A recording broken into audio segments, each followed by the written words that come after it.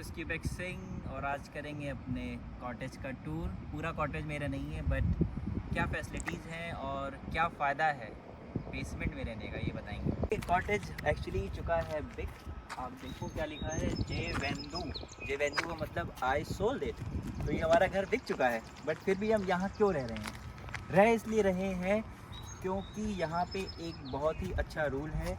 अगर आपकी लीज़ जितने महीने की है, अगर मान लो 6 महीने की है, तो अगर आपका घर मान लो 2 महीने में बिक गया, आप आए थे और 2 महीने बाद बिक गया, तो भी आप 6 महीने रहोगे, कोई आपको निकाल नहीं सकता।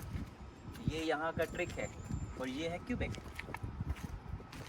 और सबसे पहले चलेंगे बैकयार्ड में, क्योंकि यहाँ के जो ओनर है बहुत ही अच्छा है, कोऑपरेटिव है और हमें कभी कदार पीछे अपने बैकयार्ड में पार्टी करने दे देता है। So you can see the great lawn. की गाड़ी खड़ी है उसकी गर्लफ्रेंड की। और आओ मैं बताता हूँ। So this is basically a huge lawn जो कि ओनर का है। और अभी ग्रास कटी है क्योंकि क्योंकि बेसिकली समर है और यहाँ पे ओनर सारे घास काट देते हैं और they allow me to just sit around here और do party with the friends. और अलाउ क्यों करता है? क्योंकि जो ओनर है वो सिर्फ 30 साल का है और he is a very good guy. वो अपनी गर्लफ्रेंड के साथ रहता है तो उसको भी कोई प्रॉब्लम नहीं है। दिखाते हैं पूल और दिखाते हैं स्टूडेंट्स और वर्कर्स की अय्याशी, वो भी इंडियंस है। So this is the pool. Basically they allow sometimes, हमेशा अलाउ नहीं करते क्योंकि वो खुद की पार्टी के लिए उनका पूल है और अगर पूल इंक्लूड करेंगे तो वो काफ़ी पैसे लेते हैं। बट हम उनसे रिक्वेस्ट करते हैं कभी कभार पार्टी के लिए, सो दे अलाउ अस। ये पूल बेसिकली यहाँ पे लोग अपने ज़मीन के ऊपर बनाते हैं और आर्टिफिशियल होता है क्योंकि इसको उखाड़ के आप कहीं पे भी लेके जा सकते हो और it's a kind of reusable. आप जहाँ भी जाओ, नया घर लो, वहाँ ले जाओ और फिर से जोड़ लो और फिर से अय्याशी स्टार्ट कर दो। अब लेके चलते हैं अपने बेसमेंट में। और इस ओनर की खास बात बेसिकली ये है कि इसके स्टार्टिंग में ही एक छोटा सा परफ्यूम का एक मशीनरी है जो कि कुछ घंटों बाद स्प्रेड करता है। And when you enter this house you always feel refresh. आओ।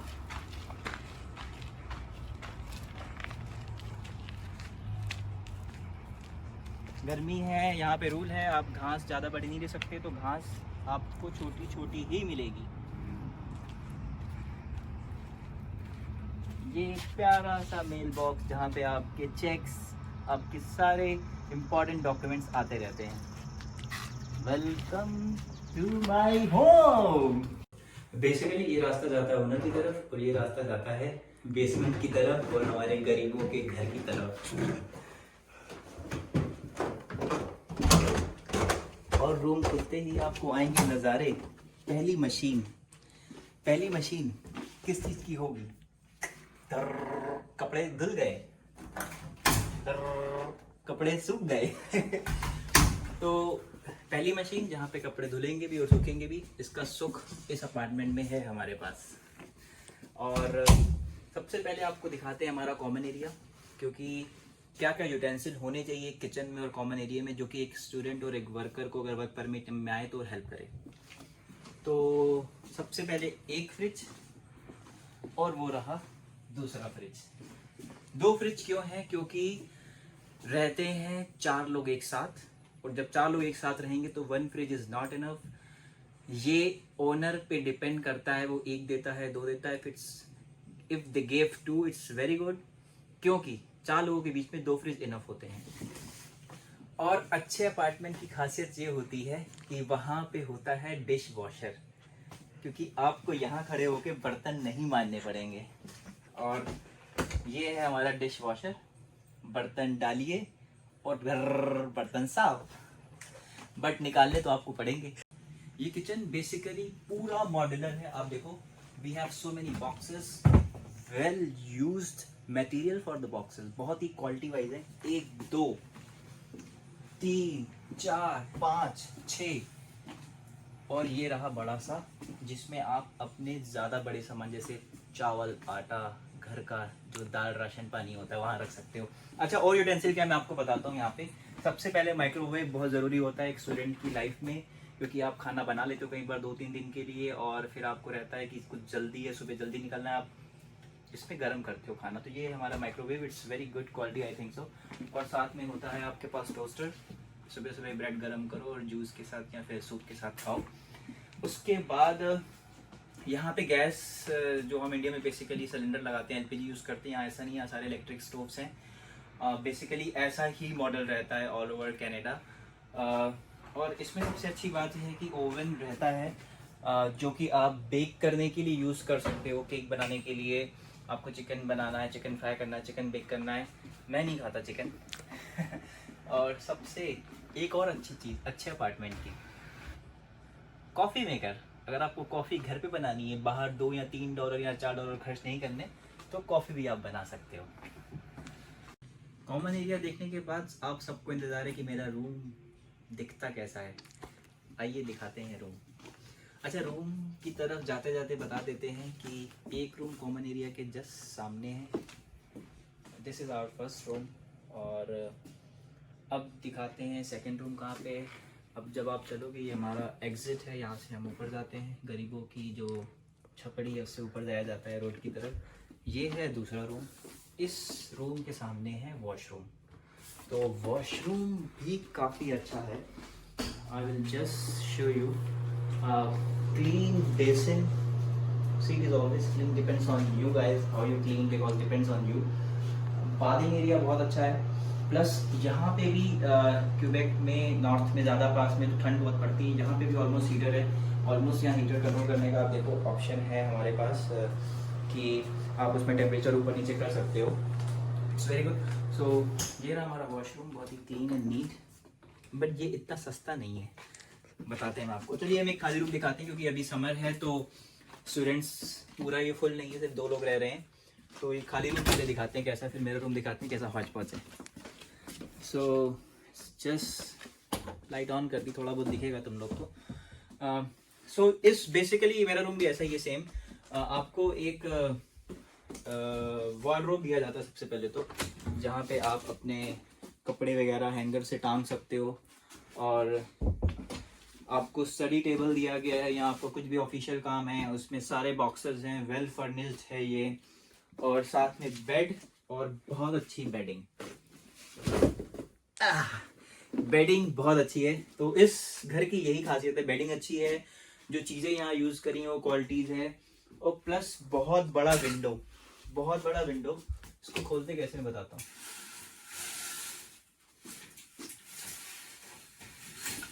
और ये रहा हमारा विंडो, काफ़ी बड़ा विंडो है। बाहर के नज़ारे आपको ऐसे दिखेंगे, फ्रेश एयर आएगी आपको। बेसमेंट जैसा फील ज़्यादा नहीं आएगा, because it is next to the road. आप विंडो खोलो और ताज़ी हवा आती रही। कई लोगों का मैंने देखा है कि बेसमेंट में काफ़ी घुटन सी भी महसूस होती है कई लोगों को, कई लोग नहीं रह पाते हैं। और तो यही फ़ायदा है कि जब आप थोड़े ठीक ठाक पैसे दो, मैं मतलब ये नहीं कह रहा कि आप महंगे में रहो, depends on you, person to person, आपकी चॉइस है। बट मुझे ऐसा लगता है कि थोड़ा सा खर्च करके और थोड़ा अच्छी जगह रहने में फ़ायदा इसलिए है, आपको बेटर एक्सपीरियंस होता है। अच्छा, बेसमेंट में रहने के फ़ायदे क्या हैं, ये बस 2 मिनट रुक जाओ, अपना रूम दिखा देता हूँ फिर बताता हूँ। तो ये है हौच पौच रूम।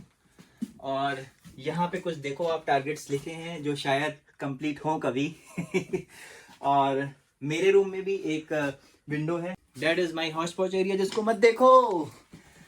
सो सेम वैसा ही है, कबर्ड्स हैं। वार्डरोब मेरा काफ़ी बड़ा है, आप देखो यहाँ से लेके यहाँ तक वार्डरोब है। इसको खोलूंगा नहीं, कुछ पर्सनल चीज़ें हैं तो शक मत करो। अब मैं बताता हूँ बेसिकली फ़ायदा क्या है अपने को बेसमेंट। और जो लोग फ्लैट में रहते हैं या फिर हम आते हैं और अपने देसी लोगों के साथ ही रहने लगते हैं, मैं ये नहीं कह रहा देसी लोग के साथ मत रहो, वो बुरे होते हैं। दे आर वेरी गुड, हमारी लैंग्वेज बोलते हैं, हमें सपोर्ट करते हैं। बट होता क्या है, बेसमेंट में जब आप रहते हो क्यूबेक जैसी सिटी में, जहाँ पे क्यूबेक में हम रहते हैं, क्यूबेक सिटी तो अलग जगह है, हम रहते हैं शेयरब्रुक में।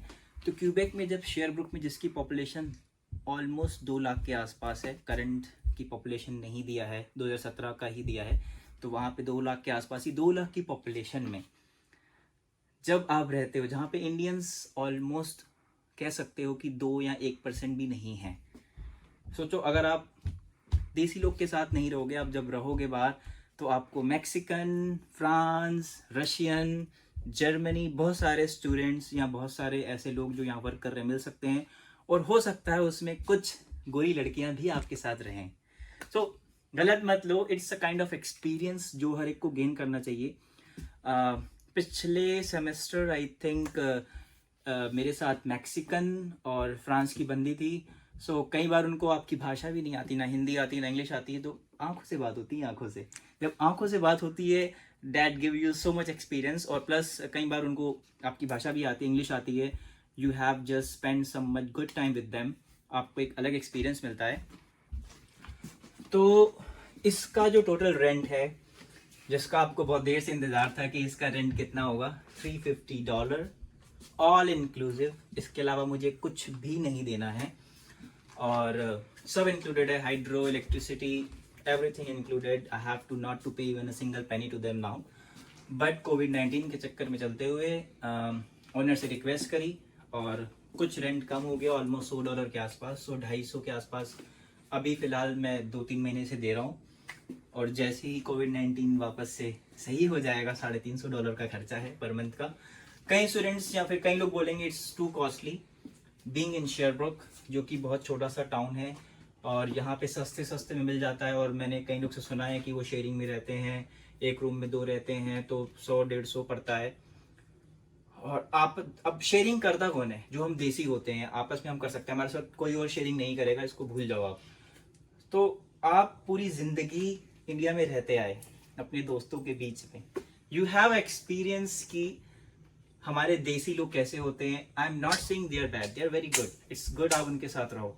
बट अगर आपको एक डिफरेंट एक्सपीरियंस लेना है, थोड़ा सा बाहर निकलो, अलग जगह पे रहो, और कुछ अच्छे लोगों का और कुछ बुरे लोगों का भी एक्सपीरियंस हो सकता है, क्योंकि यहाँ पे बेसिकली कोऑर्डिनेशन होता है। और मुझे ऐसा लगता है कि मैं अभी जितना भी रहा हूँ, फ्रेंच या फिर मैक्सिकन या जिनके साथ भी, दे आर वेरी कोलैबोरेटिव और बहुत ही डिसिप्लिन थे। अपना वहाँ बनाया, खाया, साफ किया, और डिश वॉशर है तो किसी को भी प्रॉब्लम नहीं है।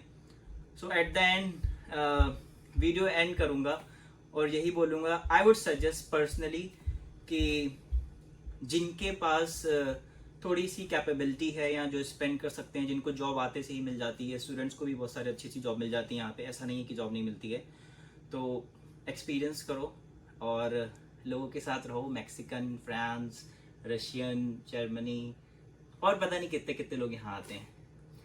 So stay tune, next video जो कि हमारा टूर का रहेगा, देखना मत भूलना। प्लीज़ यार कमेंट कर दो, शेयर कर दो, लाइक ही कर दो, सब्सक्राइब नहीं तो। Bye bye.